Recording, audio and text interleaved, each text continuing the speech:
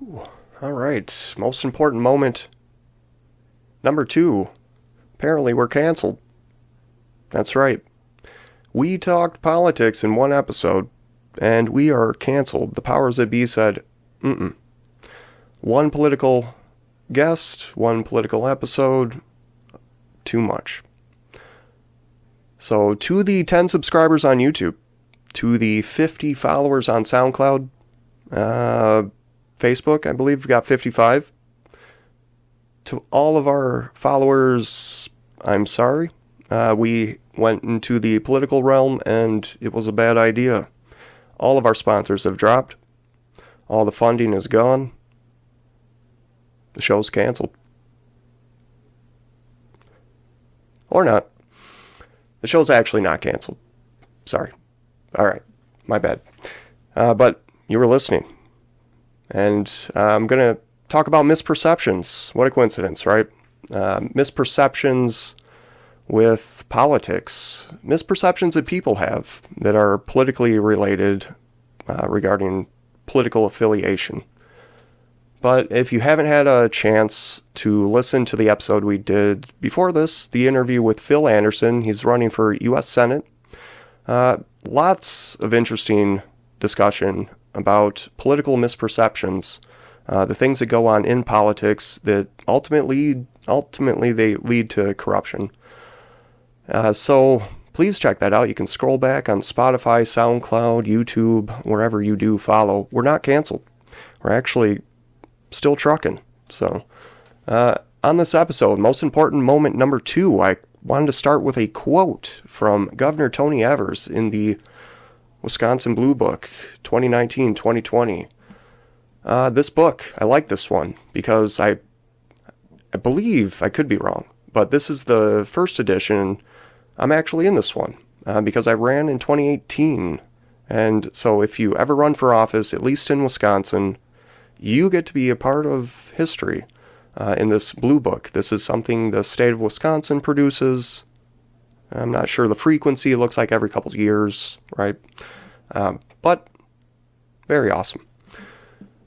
The quote from Governor Tony Evers, and I thought this was a good one regarding the topic of misperceptions and the utility of this book. The Blue Book is an important reminder that we are more than the sum of our differences, and what unites us is far, far greater than what divides us.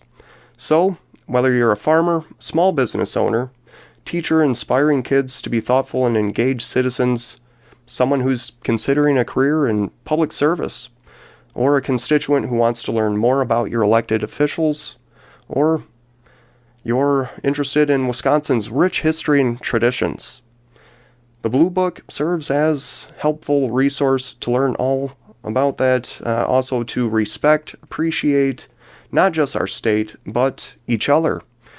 So we can keep moving forward as Wisconsin together. Together.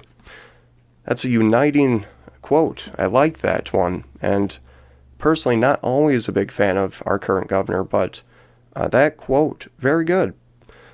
And that just goes to show there are all kinds of things that we can have differences on, but possibly what we don't do enough of is focusing on where we actually unite. And that, like I said, is the focus of this most important moment, number 2. Thanks for tuning in. Phil mentioned the illusion of choice and what happens in politics in terms of misperceptions very often, as we're told there is a choice. You have 2 parties. You have only 2 parties. Any election that I've seen, at least in my lifetime, in my 37 years, in all my wisdom, I've only seen a couple elections, at least here in Wisconsin, with an independent or a third party that actually got notice, that didn't have too many people saying, It's pretty rare to see an independent or a third party candidate actually get notice and there not be a lot of misperceptions because the 2 parties are the major tradition.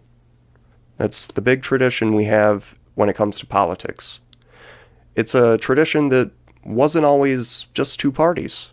We used to have different parties. If you look in this blue book again, you'll find out that in Wisconsin's rich traditional history, we have everything from, yes, Republicans, yes, Democrats, but also progressives, social democrats, socialists, and more recently, as of 2018, I believe the year that I ran for state assembly, we may have had more independents and third-party candidates than ever in Wisconsin's history.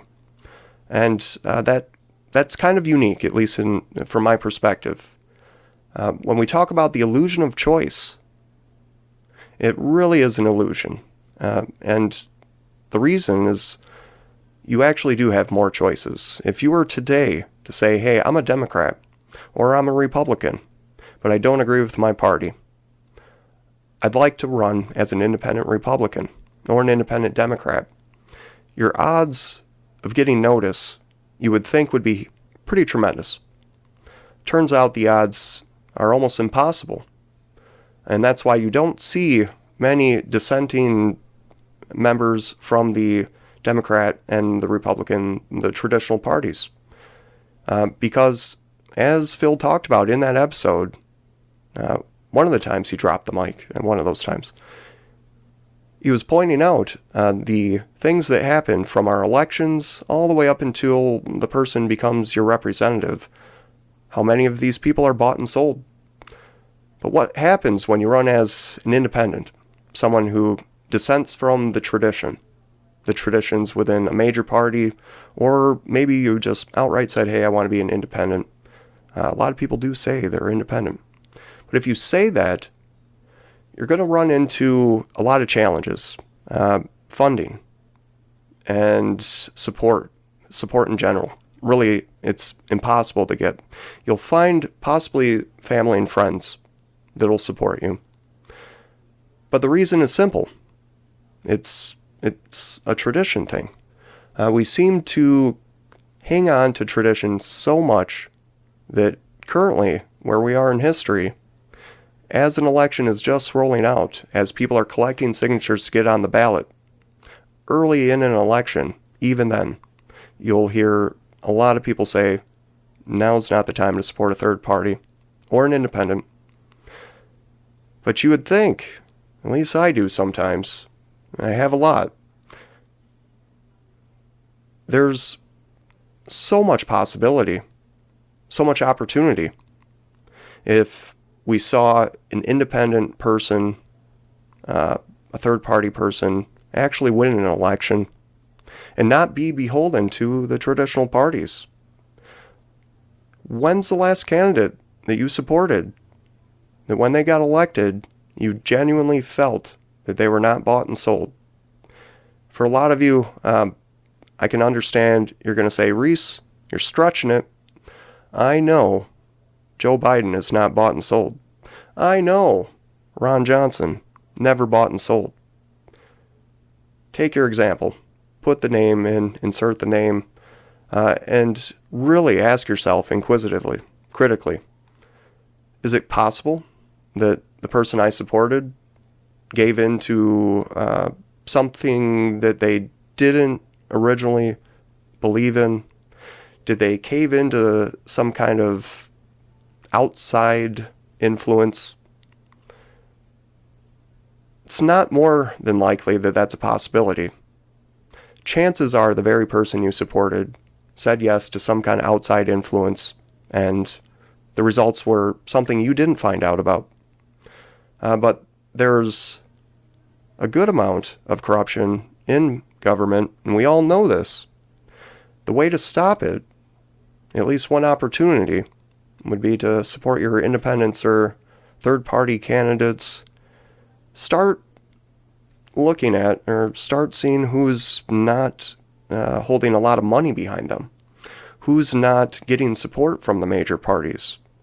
Now, a lot of people, you will see third-party or independent candidates that are pretty out there beyond left field. I use that analogy in the interview with Phil, and, sometimes that's taken as not a good analogy to come from left field. But when you are an independent or a libertarian or a third party of any kind in an election, that's kind of the conception, that's the perception people do get very often.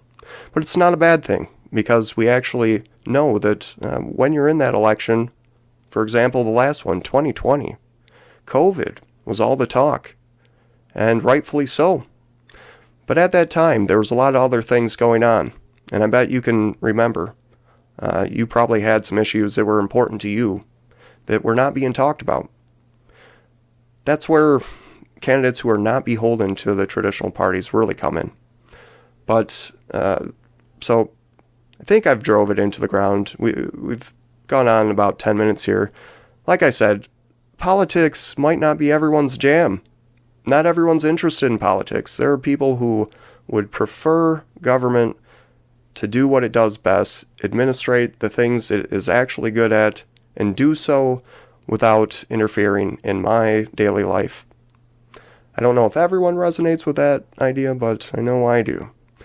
I would prefer government do what it does best and allow me to continue the things that I'm doing in my life. But we're not there, and government is a big thing. And whether that's a good thing or not, it is overly abundant everywhere. Possibly that's something that needs to be fixed. We have an awesome episode coming up next, and I really hope you guys keep tuning in, subscribe everywhere, follow anywhere you can. We're not canceled. The show keeps on trucking, and it's only getting better. We got lots of stuff lined up. I appreciate everybody who's supporting. I know, like I said, politics, not everyone's jam. We're going to get to other topics, maybe. We will. It's the most important podcast in the world. Every topic in the world is relevant. If you'd like to be a guest, reach out to me. I'm easy to get a hold of. Instagram, Facebook, Google. There is an email. I know there's an email, but follow me on one of the pages. You'll find the email. Send me a message anywhere. Guests of all kinds. Would love to talk to you. And we'll talk to you on the next episode. Thanks for tuning in.